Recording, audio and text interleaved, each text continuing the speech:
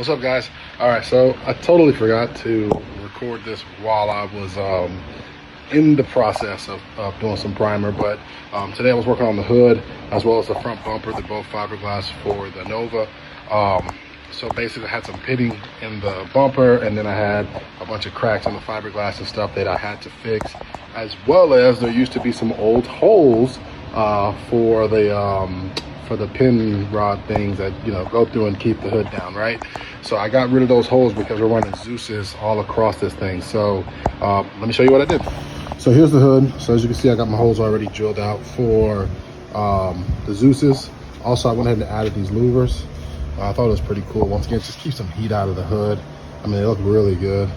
I was able to get them nice and set up in there pretty evenly. So you can't even see, but there used to be old holes right here. I mean, kind of see in there. I'm gonna have to do some work there. I had to re-fiberglass it, so as you see, I got some pitting still there. But as you can see, hood looks good. And then I'm gonna leave these hood pins up here. I got both, one on each side, so I'm gonna leave those there. But man, got the hood and primer. Man, this bad boy's looking good, so I'm excited about that. And then my bumper. So I went ahead and I modified the lip.